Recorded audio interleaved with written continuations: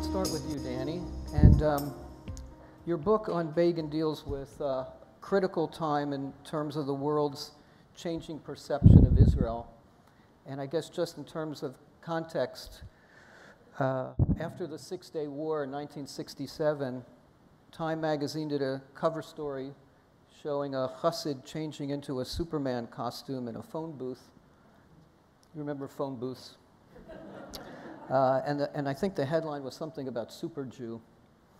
And about a decade later, when Begin stunned the world and was elected prime minister, Time magazine famously or infamously, when they mentioned his name the first time, wrote Begin rhymes with Fagin, referring to the anti-Semitic Dickens character.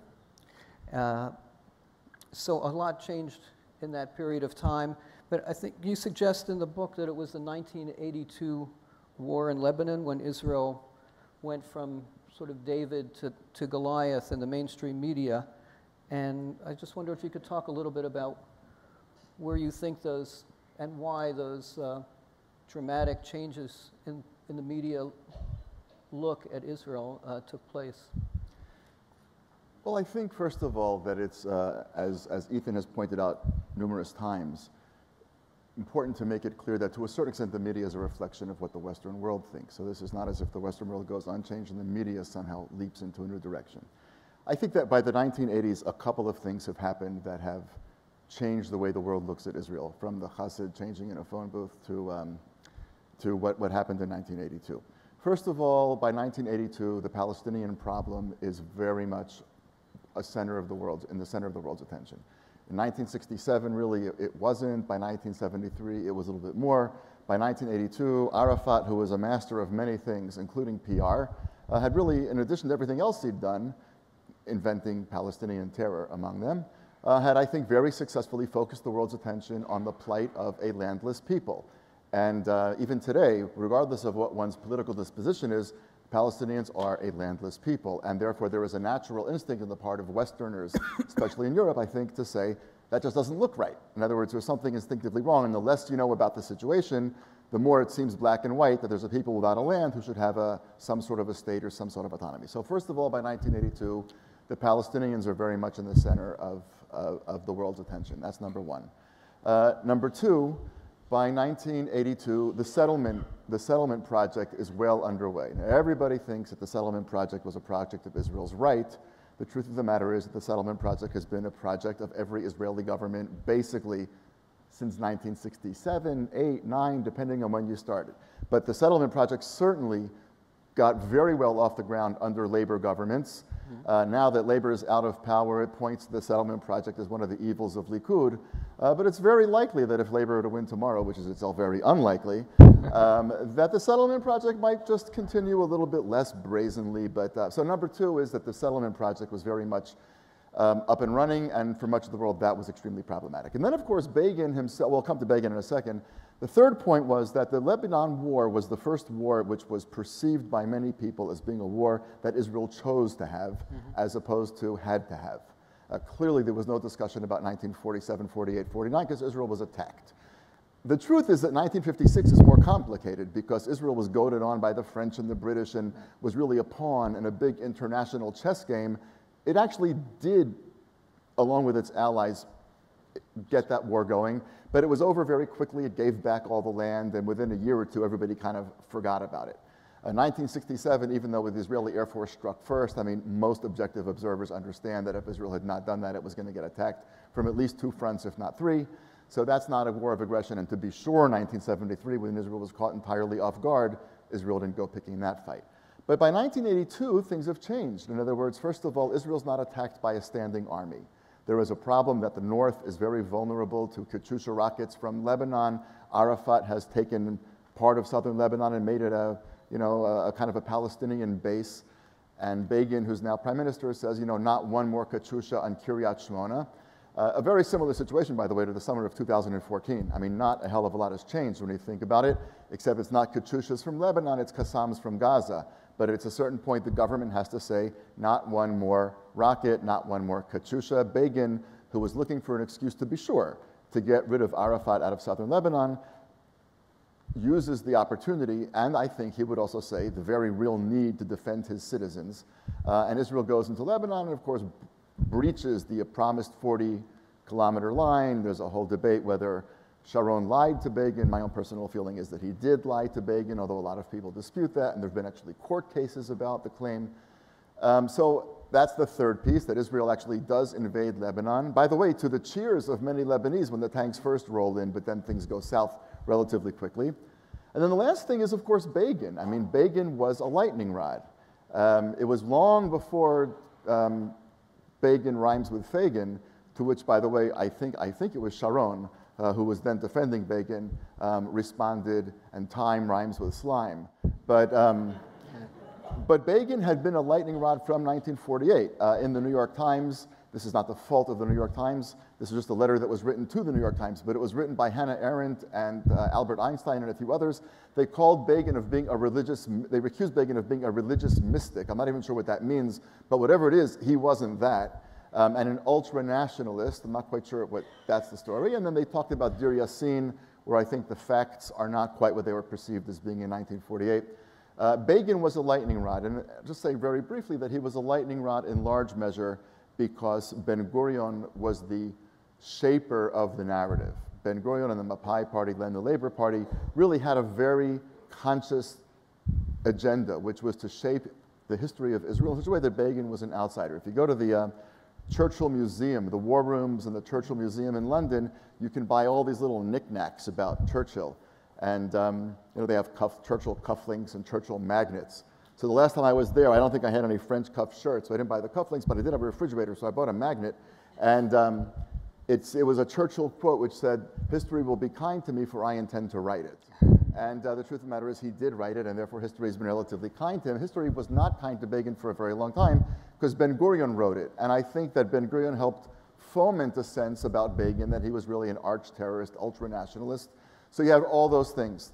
The Palestinians are center, the settlements are rising, Israel has now invaded Lebanon in a war that does not seem defensive, and you have this guy that nobody likes as prime minister.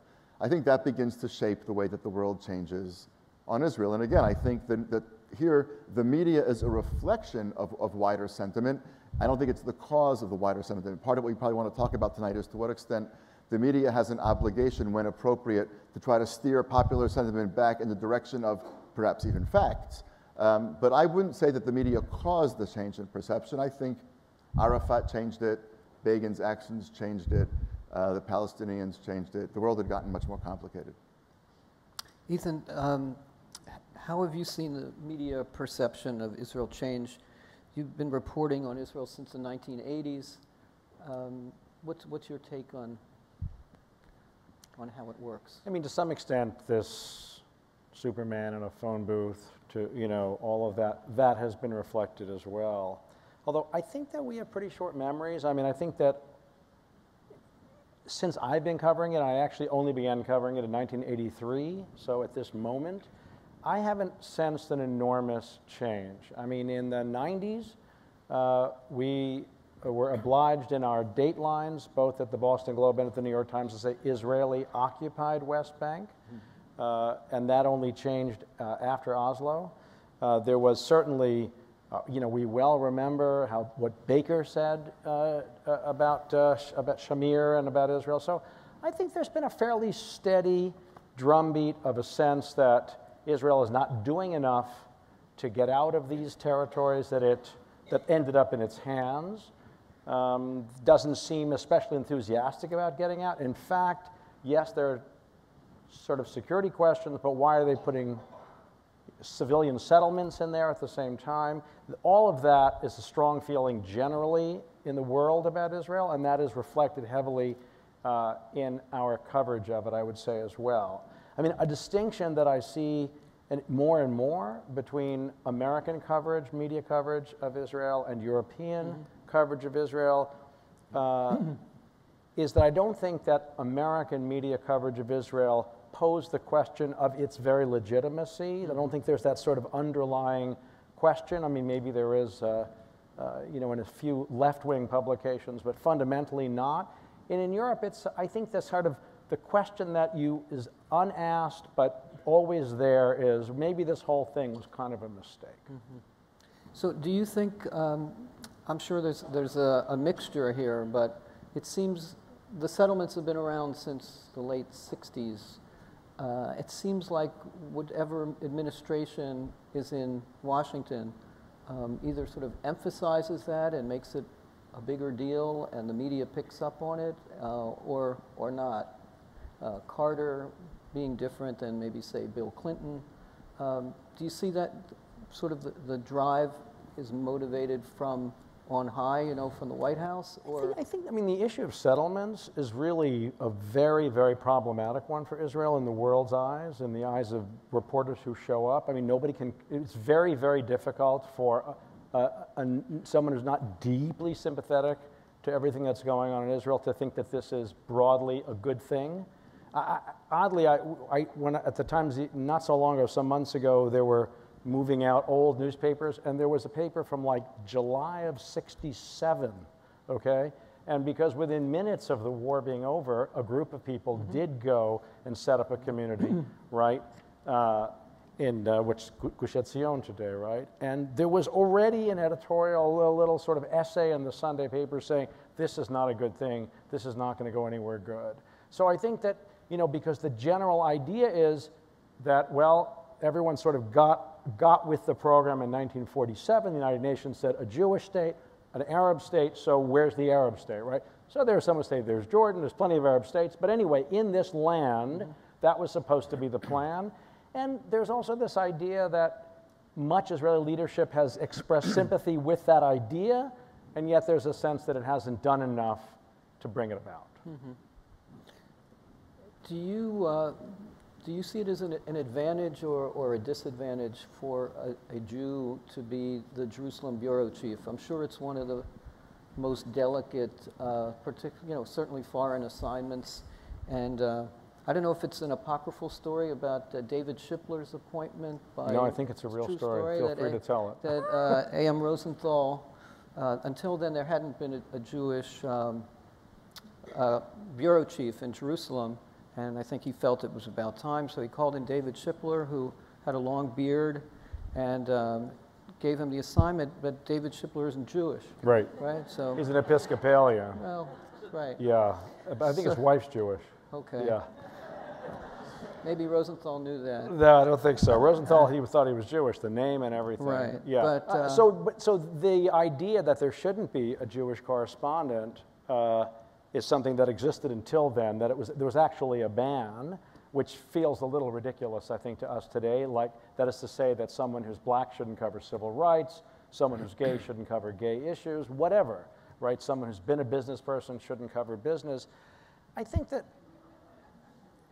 the notion that somehow I mean, it's a fairly complicated question, but yeah. Broadly what I would say is that if you're the sort of person who feels deeply sympathetic, very tribal about everything about yourself, your country, your friends, then this is probably not the job for you anyway, okay?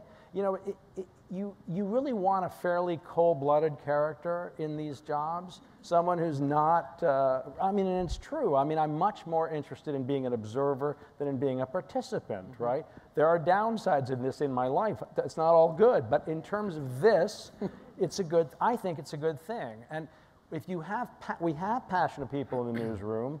They tend to be investigative reporters, and you have editors sitting over them, you know, when, you know, worried about their being crazy or being too involved. But the kind of job where you're out in the field, you don't want someone who feels very strongly about stuff. So it doesn't really matter if you're Jewish or not Jewish, I think, if that's the case. As long as you don't care. As long as you don't care. Okay. Okay, I'm just thinking about my job, but we'll talk about that yeah, another well, time. we were talking earlier about the fact that a community newspaper is a very different game. Yeah. And actually, in some fashion, when the United States goes to war, I mean, those on the left complained that the New York Times seemed too pro-war, right?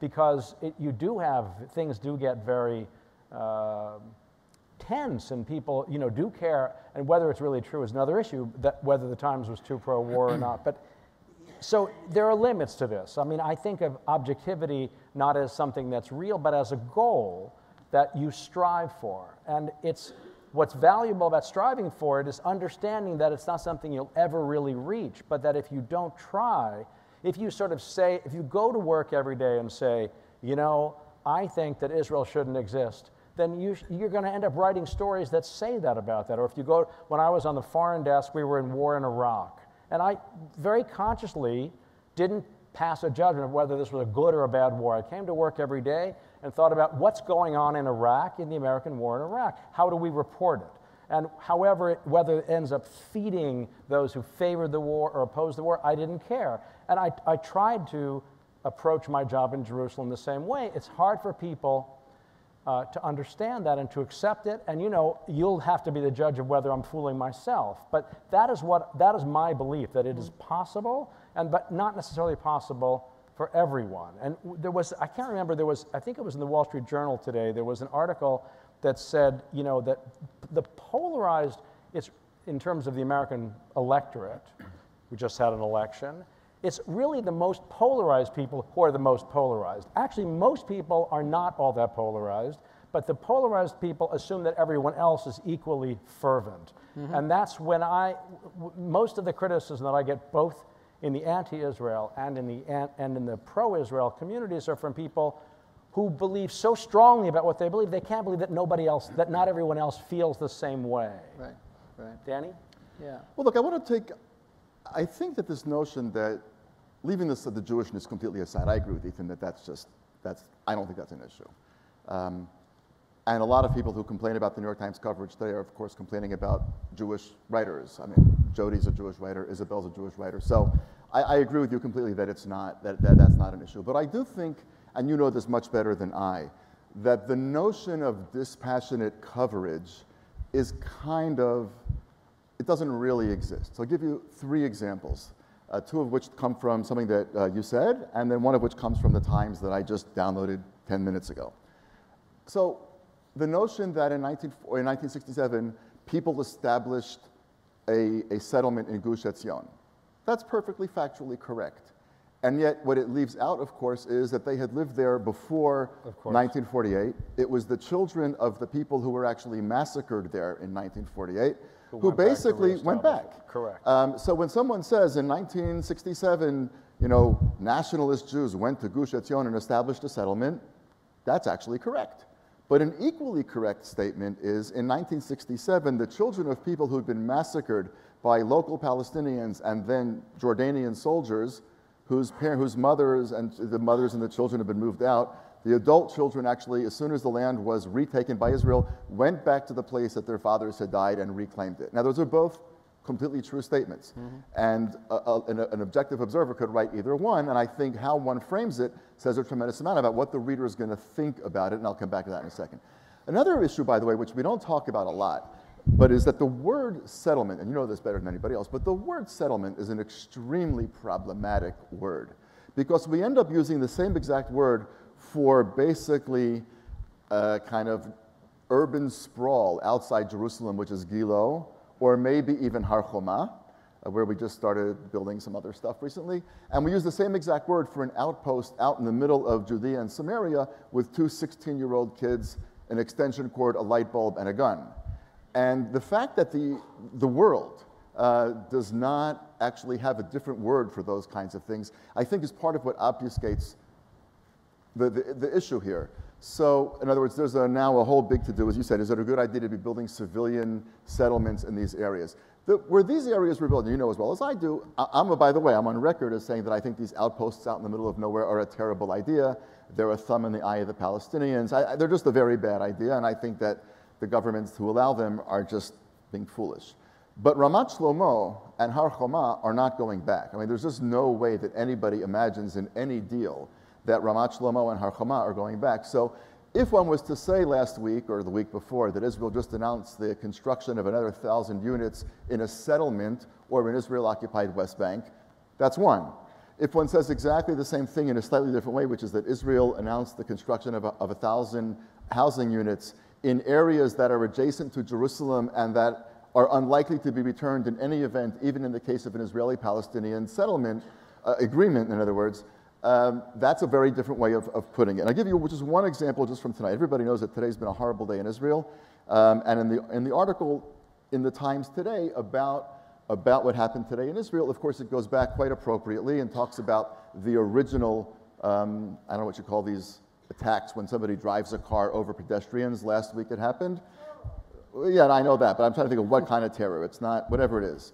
And then it pointed out that that attack happened after the Temple Mount was closed to worshipers. Now here's what the paragraph said, all factually correct. The temporary closing came after an Israeli counterterrorism unit killed a Palestinian suspected in the assassination attempt of a prominent American-born Israeli activist. In other words, the closing came after an Israeli counterterrorism unit killed a Palestinian suspected in the assassination attempt of a prominent Israeli-born activist. In other words, what started it was the Israeli assassination of the Palestinian, or the Israeli killing of a Palestinian who was, quote unquote, only suspected of having done it. Now, there was zero doubt. Even Hamas praised him for having done it. So I think if Hamas praised him for having done it, we can probably drop the suspected part. And what happened was Israel went, of course, to Abu Tor, which is the neighborhood where he lives, tried to arrest him. He fired from the house where he was, and then they fired back, and he was killed. In other words, this is the fact. It's completely factual here. But it makes it seem in a certain way that this whole series of events was unleashed by Israel killing this guy, not mentioning that the night before, somebody had gone to the Menachem Begin Center, which is smack in western Jerusalem, an unarmed American-born rabbi, and shot him 4 times in the chest, neck, arm, and something else. Then, the activist Yehuda Glick has been at the forefront of a growing movement of nationalist Jews. I'm not sure what that is, actually, who are challenging the ban on Jewish prayer at the sacred compound. Yeah, it's all true. But this word nationalist, in the same way that it was used about Begin in 1948 as an ultra-nationalist, the Times actually does correctly mention that the Temple Mount is sacred to both Jews and Muslims, and many Jews have been asking for a very long time, why are the Muslims allowed to pray there all the time, and Jews can only in certain times, in certain ways, go to certain parts? You can argue that anything else would be incendiary, and therefore it's not worth doing. You can argue that it's unfair. But my point is that this is, again, completely factual. It's not in any way on the surface taking a side, and yet I think it does somehow, it suggests that this notion of being dispassionate somehow guarantees that the story is going to be told correctly. And I think it's much more complicated as well, you know. You know, I think that's a... Before you answer, if I can just maybe amplify that a little bit. I mean, sometimes it seems that the news writes about the most recent element of the story. So to the ridiculous level, there was an AP story. They pulled it very quickly, but there was a story that said something like, after the first of the light rail terrorist attack, it said something like Israeli police kill Palestinian after light rail after a traffic accident. After something like that, right? So they pulled it. I mean, you could say, you know, French tunnel kills, you know, princess in England, from England, or something like that. So, I mean, often during like the Intifada, there would be, the most recent thing would be Israel attacks something, and then the next paragraph or two it says they were responding to a terror attack. So I guess the larger question to sort of tack on to Danny's point is the whole idea of objective journalism, which we feel is sort of one of the sacred mandates of a reporter getting both sides of the story, and he said this and she said this, and you're doing your job. But how far into the context, you know, do you put all of this? For some in the Jewish community who are very pro-Israel think that, you know, mention should be made in every article, let's say, during the Gaza war about the Hamas charter, which I think is a very important part, but you know, you put it in every story, and sort of how far do you go with that in trying to put that in context? Softball I think question. these are fair, I mean, fair concerns and questions. There's obviously not a simple answer. There are a whole bunch of sort of, you know, each concern you have has a certain answer, sometimes that you're right, that they screwed up, but sometimes it's that, well, for example, if the guy has not been confirmed as the killer, it's difficult when you're writing about it in a newspaper to say the killer. I mean, you know, and it upsets our readers often. For example, when this was about 4 or 5 years ago, when a settler family was slaughtered on a Friday night, and you know, it wasn't yet known who did it. I mean, I think it was not a big surprise when it was discovered it was Palestinians, but it was not yet known. And we wrote in the newspaper, you know, suspected, you know, we didn't know, so we couldn't say. I mean, you remember Oklahoma City. Don't ever forget Oklahoma City when you assume that a Muslim terrorist must have done it and no, okay? And that's an enormous problem. You're writing on deadline within an hour or 2 or 3, actually when everyone's blood is most boiling, both the participants, the police, and your readers.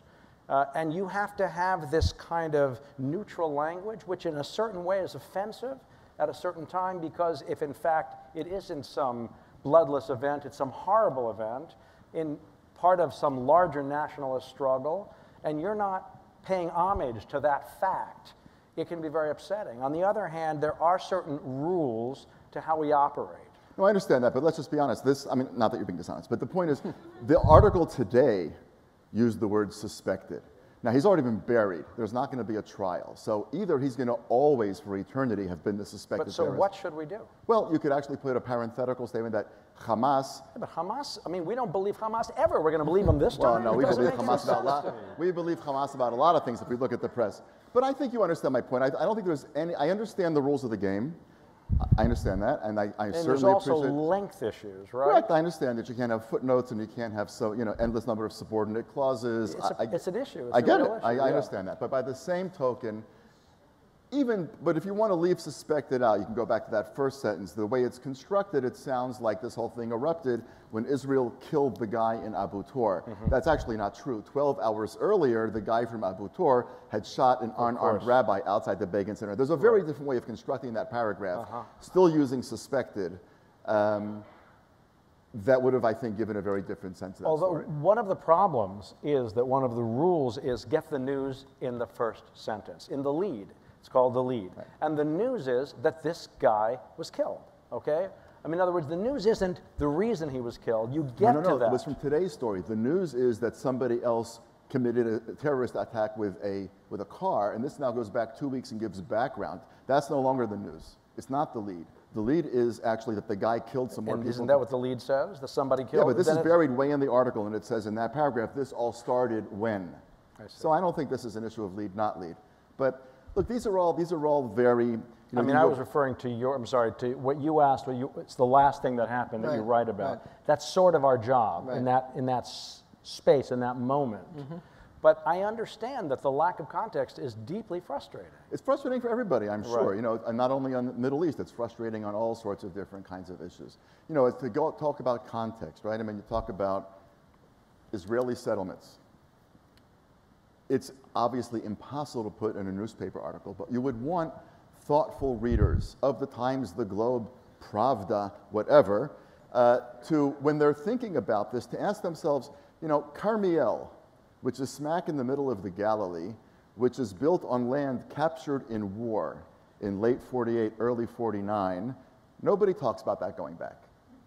It was captured in a defensive war. It was taken, made into Israel. Israelis built Carmiel. There's a dance festival it's worth going to see. There's never been a conversation about it going back. Now, people could ask, so why is Carmiel different from Shiloh? Or Eli? Eli and Shiloh were also built on land captured in a defensive war. Now, you know, there's a question. Do you see no distinction between I them? see distinction, but I don't see a complete distinction. In other words, there's complete. I'm with you. It's not complete. That's the reason that in fact those who object to Israel's existence, those who really they don't talk about the occupation, they talk about the core issue all the time. Look, everything that happened in history is a little ugly, right? There's a little ugliness that happened. But at a certain point, you say, okay, we'll do this, fine, you do there, you do. And we, sitting up here, can all agree that the Galilee is not in the can go to the other side category. But Eli and Shiloh are, right? And therefore, if in fact Israel has goodwill and seeks, in fact, to allow a state to rise next to it, it ought not to be putting Jews there, right? Right? I mean, in other words, it's a little bit hard to see another side to that. Well, no, there is another. Well, the other side is that the Muslims will never accept a Jewish state. An iron wall is your only choice, and just keep building, because that's the only thing that's ever worked for us through history, and God be with us. That's the other choice. No, that's one other choice, but there's another choice, which is to say that ceasing building is actually one of the things that Israel has to put on the table. In other words, Shamir, who followed Begin, had this notion, what is this business of land for peace? Why should we give land and they give peace? Because if we give land and they give peace, we're giving land and peace, and they're giving peace. So he said, peace for peace. We'll give you peace, you give us peace. Now you want to talk about land, we can have some kind of a conversation. And there's a lot of people who I think would say that, first of all, if Israel is going to eventually make a deal with the Palestinians, then it's going to involve not building, perhaps removing settlements and so on and so forth. But to start right now and to say we're not putting any more people out in those areas is to already basically give up, this is the argument that's made, to give up a large part of what we have to negotiate before they've made any move. So I don't think it's your only alternative is the iron wall. Okay, your so argument could I don't be think that what you've said is one. crazy, but I do think it's ultimately provably not correct. In other words, I think that it's true that it's clear that Prime Minister Netanyahu believes that one of the ways he can bring the Palestinians to negotiate is to keep building, is to say, you don't want to negotiate? We'll build. You don't want to negotiate? We'll build, okay? And one day you'll come because you realize you have nothing left to negotiate, so you better come and negotiate. I think you're giving him too much credit. No, I really do. I think that his reading is actually, I think nobody actually knows what his reading is, including maybe him. Right. But even Sarah, I'm convinced, has actually no idea. But I actually think if you put a gun to someone's head and said, what's the most reasonable reading of Netanyahu? It is, they're never coming to the table. This is not about trying to, they're never coming to the table. Abbas, this is what Netanyahu says, not me, but Abbas is basically just Arafat with a better shaver and a nicer suit. Okay. And they're never coming to the table. And since they're not coming to the table, there's not going to be peace. I can either now fight my right-wing flank and lose the premiership and therefore commit political suicide, or I can stay in power, because what I want to be when I grow up is prime minister, and I want to stay in power, and I can't stay in power if I don't give in to the right. So since I'm not screwing up peace anyway, because there's no peace to be screwed up, I might as well just go with the flow.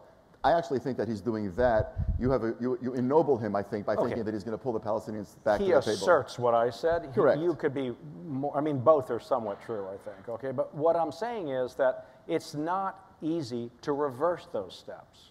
All right, it's not easy to move those things. Well, except that we did in Gaza. We bulldozed everything. How did that go? Not well. Yeah, but the part that went not well, is what Hamas did with the territory afterwards. That's not the only thing that went not well. Is all those 9,000 people hate you for having moved them. They refused to cut a deal. They lived, they complained, they became more radical, and there's an entire political movement around the failure to, I mean, you know, I think that is hugely, I think it's almost impossible for any Israeli government today to move the number of people that they are putting out there back. Because I just can't imagine. This simplest move is 90,000 people. Those were 9,000. Can I just suggest? Oh, hello, Gary. No, you Hi, guys Gary. are doing fine. But since you already agree on the politics, maybe we'll get back to the media bias issue. So We may agree on that too. We'll find out. So I think it's fair to say many American Jews think that mainstream media coverage in the U.S. is biased against Israel. I wasn't an applause line. They're glad that it's biased, you see? Yeah. But I would also point out that most Americans who are 4-to-1, 5-to-1 consistently in favor of Israel when asked about these issues, when you ask them where do they get their news, they say from the mainstream media. So there is, I wanted to get to the element of paranoia, and I don't know how much you can quantify that, but I think it's also a given that people are very interested in the issue of the Middle East and about Israel. we're very nuanced, and we can, with Talmudic skill, read a New York Times article or any other article about the Middle East and recognize phrases about, terrorists, militant, settlement, community, West Bank, Judea, Samaria, all of that. And in fact, when I ask audiences sometimes, what do you think of the Times coverage of India-Pakistan conflict? They either stare blankly or laugh. What conflict? Yeah, but so we're tuned into this issue. I wondered how you, Danny, how you would each sort of assess what. Again, this is not just about the New York Times, but how you would, what's your take on the media coverage? And again, I think we'd also all agree that compared to Europe or Haaretz, the mainstream, seriously, mainstream American coverage should be put into that context too. So, when you point out that most Americans, 4-1, favor Israel in some sort of way, and yet they're getting their information from the newspapers, and that seems to be a disconnect. I think the disconnect is not just the media. I think the disconnect is intellectual elites in the United States, because the same thing is true of academia. In other words, the vast majority of those 4-1 went to American universities, and their children are actually now going to universities where predominantly the mood on college campuses among faculty is very critical of Israel, probably much more relentlessly so than the media even gets close to being. So I'm not sure that it's a media issue. Again, I think it's probably much more the media reflecting the sentiment of intellectual elites.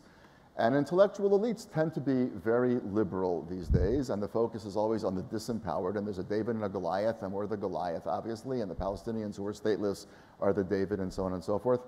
So that's my sense. My sense is that Western liberalism has turned on the Jew in large measure because the Palestinians are stateless, and they may have Qassams, but we have Iron Dome. And you actually saw people writing, Jews, actually rabbis, writing during this summer saying, it's not fair. Right. Israel has an Iron Dome and the Palestinians don't have an Iron Dome.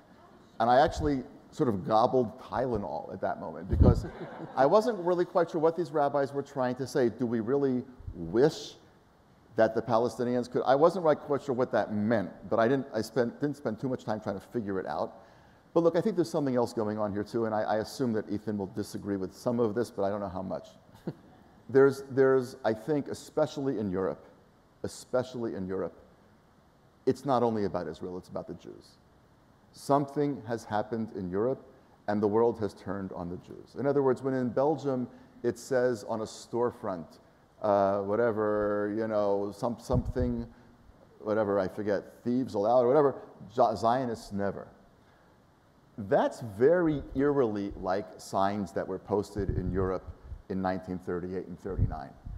When you have Jews in France unable to walk outside wearing a kippah, and when I used to go to France for work, when I was at my previous job, and every time we took a group, the foreign ministry would come to us. They would come to our place of work and tell us, no kippot in the metro, no bags or tags or backpacks or shirts that have any Hebrew writing on them, because you will not be safe.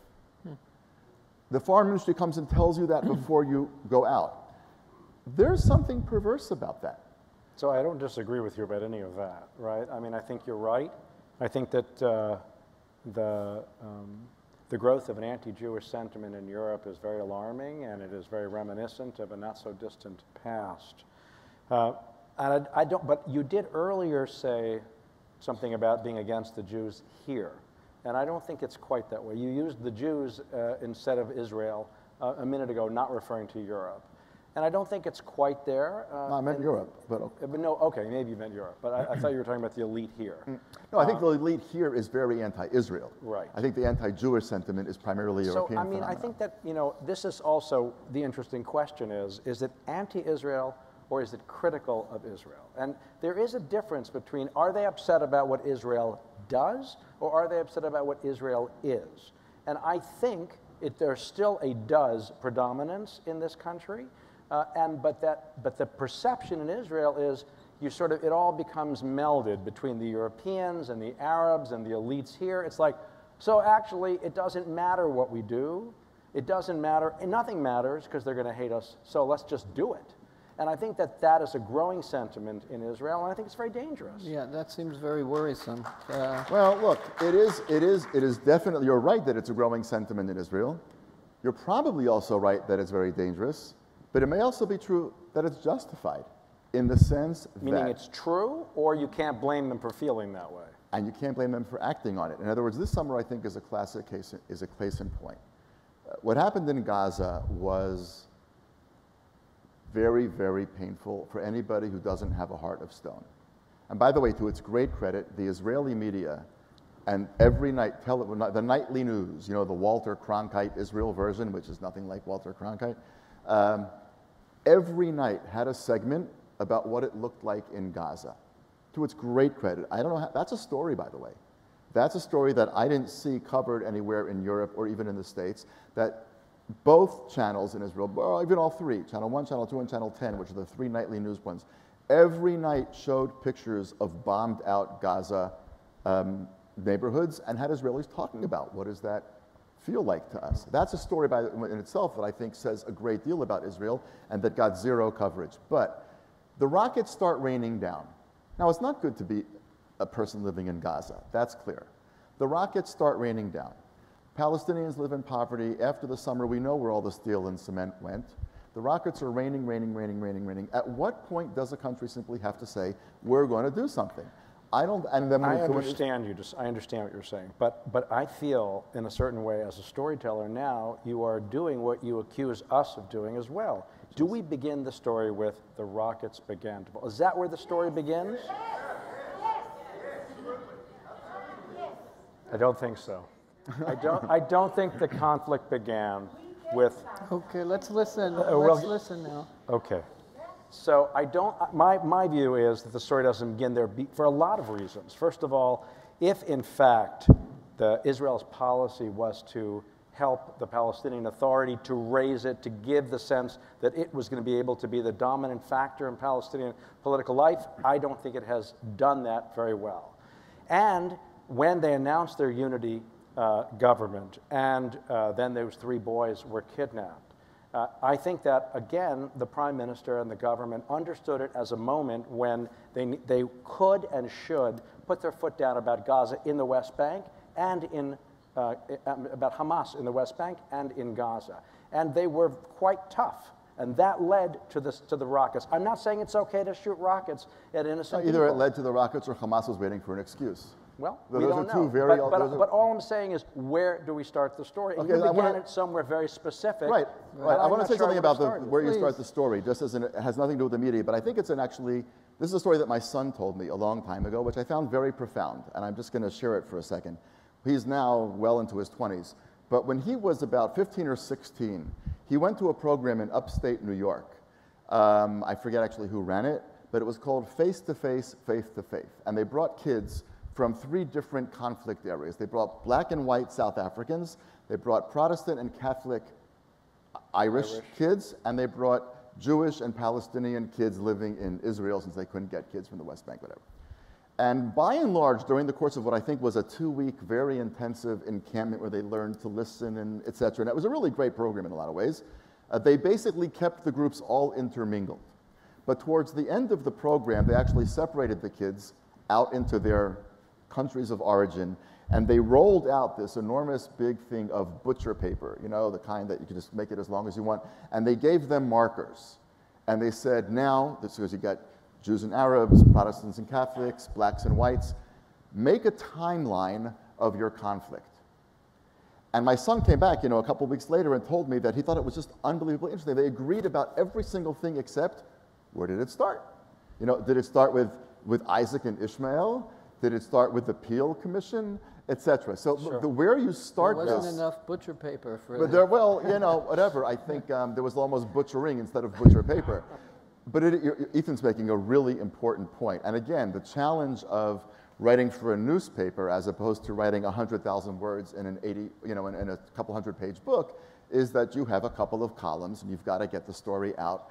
And you can't say, please remember what I wrote last week when I tried to make this clear. It's all true, and it's an impossible job, and which is one of the many reasons that I don't do it, aside from the fact that I'd be horrible at it. But it is a very, very difficult job. But I just think that doesn't mean it shouldn't be criticized when it's done poorly. I mean, I appreciate your saying that, and I acknowledge that it is often done poorly. Most things are often done poorly in this world, right? It's just that we sort of rely a little bit more on the New York Times than we maybe on, you know, some lousy plumber somewhere. By the way, I also want to point out that Ethan came to the Shalem Center a number of summers ago. I think it must have been 2008 or 9. We had a summer internship program, lots of Ivy League school kids, very smart, very Jewishly committed, by and large observant, though that was just completely the luck of the luck of the draw. We weren't looking for that at all. And we brought in a lot of really important, interesting people for them to meet with over the course of the summer. And one of them was the New York Times correspondent, bureau chief in Jerusalem, a guy named Ethan Bronner. And I still remember who it was. She'll go unnamed. But she said, you know, you guys, you don't report that every other night now they're firing a little rocket. It wasn't a big deal. We're firing a rocket here, we're firing a rocket there. And you guys just don't even report it. And I'll never forget what you said to her. Well, you used a lot of bad words. But then you said, but you said every single night in the West Bank, Israeli soldiers are actually breaking into Arab homes. Not breaking, but knocking on the door, going into the home, ransacking it, looking for weapons, sometimes finding weapons, etc. We don't report that either. And you said, do you want me to write a story about that every day too? And she got very quiet all of a sudden. And I remember thinking, you know, this is really a very, very complicated, it's really a very complicated business. But I think if you look at the sentiment of what happened when you said, you know, where do you start it? Right. I think it's just as plausible to say that Hamas, which was definitely, its stock was dropping rather rapidly, was looking for an excuse to start this again so that it would get exactly what it got. To have its stock rise, to be back in the press, to be et cetera, et cetera.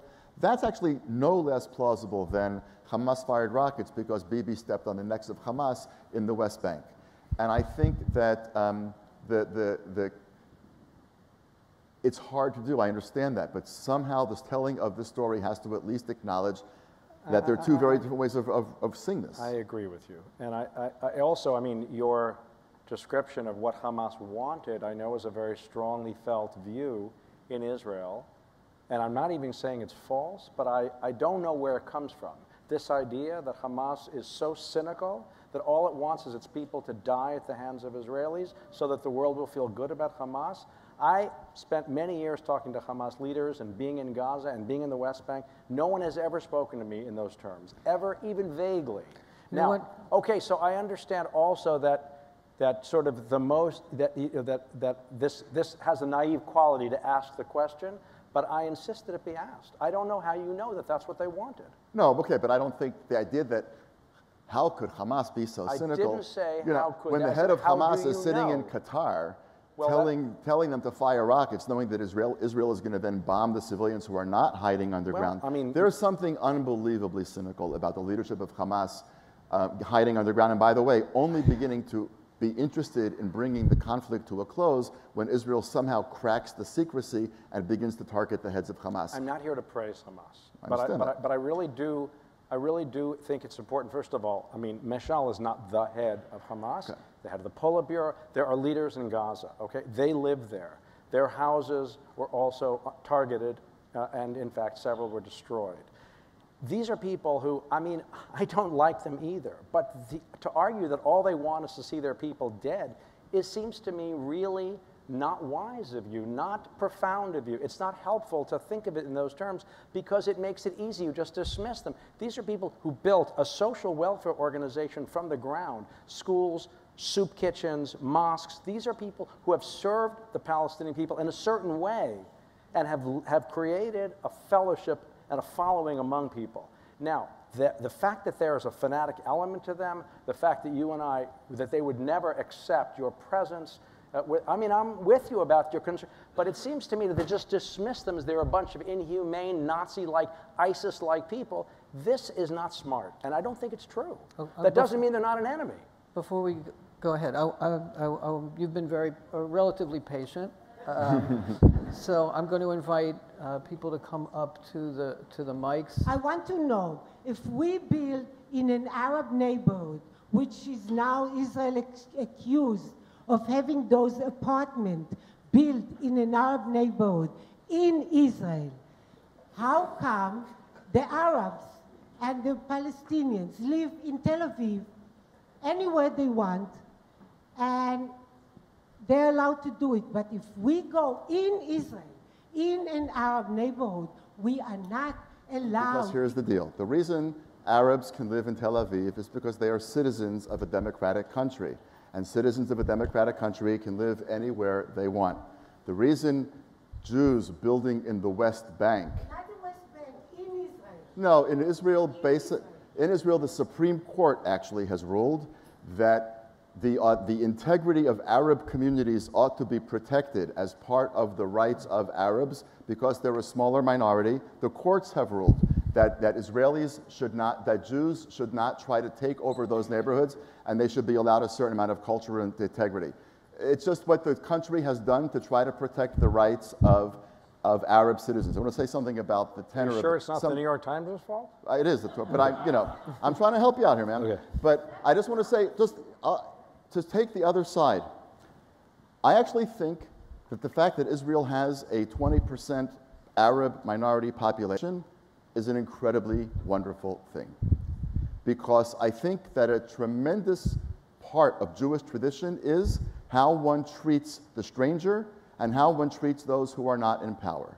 And I think that in a country which is unabashedly Jewish and is by virtue of a basic law which says that Israel is a Jewish and democratic state, I think that having a population that needs to be cared for and watched for is a very important way of us staying honest about what it means to be a democracy. So you can like or not like the policy.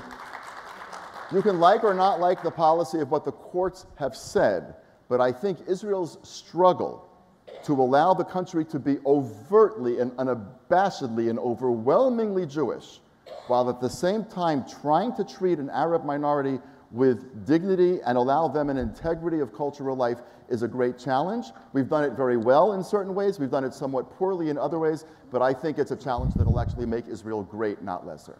How important do you think the role of the UN is, and why isn't it covered more effectively?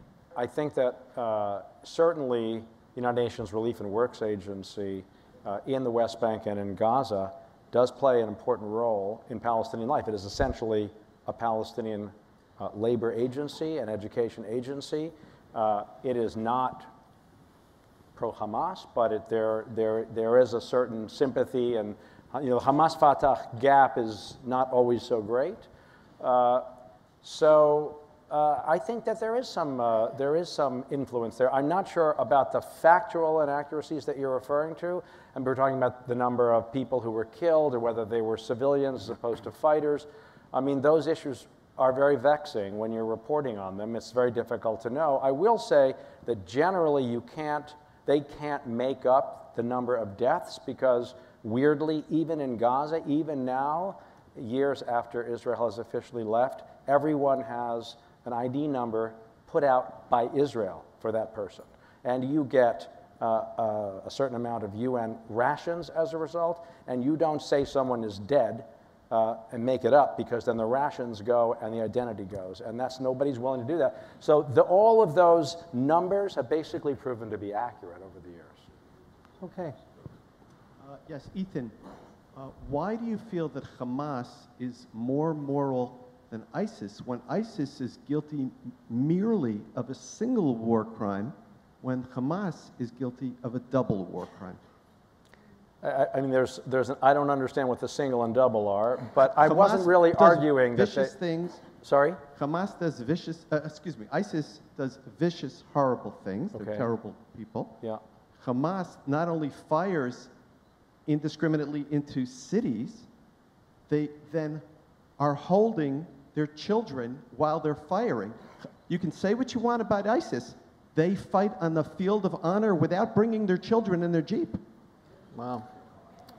Okay. No, I'm talking about ISIS. Okay, we got it. Hamas fights with their children.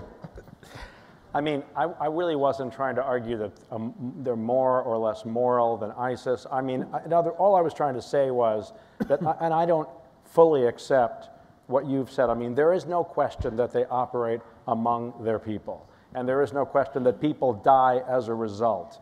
I am not as convinced as you both are that this is their goal, that what they really want is for their children to die so that we will all feel bad for them and be angry at Israel. No, I but don't think that's actually, what's in going fairness, on. I don't think it's the second time you said it, so I just want to respond. I never said that that was their goal. That's their tactic. In other words, what they want is to kill us. But in order to be able to kill us and fire with impunity, they will fire from areas in which their children happen to be. I don't think they're hoping that their children will get killed, but I think they don't care if their children get killed. Well, it's not my impression that they don't care, and I doubt that it's quite as you described it. I'm just asking you to rethink it. I'm not saying this is insane what you're saying. I'm just saying it's just a little pat. It's sort of satisfying for us to think that's what they're doing, and it's not that simple. When you're there, you realize there's actually no place to go. If they're going to fight, there's no place to go. No, there are open areas, and there are a lot of open areas in Gaza. Those are where the rockets come from, the open areas. They do not come from the populated area. Okay. Oh, yes. Okay. So let me ask you this. Let's all go home tonight and go to the IDF website and look for videos of their shooting from populated areas. We'll find like one. I'm curious as to why the leadership, not even of Hamas, but Abbas, continues to lionize vehicular terrorists who continue to kill Israeli citizens indiscriminately, whatever their age, becoming martyrs. Weddings are attended as they rise up. How do you suggest these decencies when blatantly these leaders are expressing themselves and lionizing these terrorists? All I'm trying to do is suggest that it's not black and white. Okay, with you, I'm horrified by any praise of a terrorist act, of a terrorist, of describing him as a martyr or her as a martyr. I'm with you on that. All I'm saying to you is, in trying to understand this conflict, in understanding the problems of the back and forth, it's easy to say they're a bunch of retrograde, immoral people, and what are we up against? My God, how can you blame us? That's easy. I'm telling you, don't take the easy path. Take the more complicated path. Ask yourself, what is leading to it? Are there elements of it that aren't so simple? And if there are, let's think about them together, because otherwise we all get to go home and go to sleep and say, we're morally on the right side with God, and they're on the side of the devil. And I'm telling you, it's not that simple. That's what I'm trying to tell you. Okay.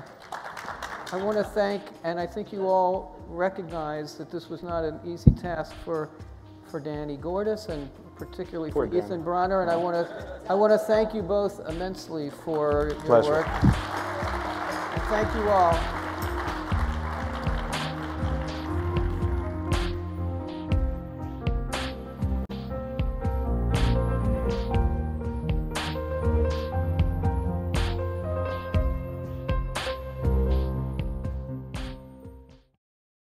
We would be pleased to send a complimentary DVD of this program to anyone who wishes to support Shalom TV on JBS with a tax-deductible gift of $36, double high or more, to the nonprofit organization Jewish Education in Media.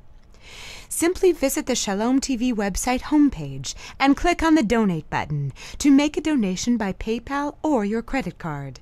And please indicate the program for which you would like a DVD.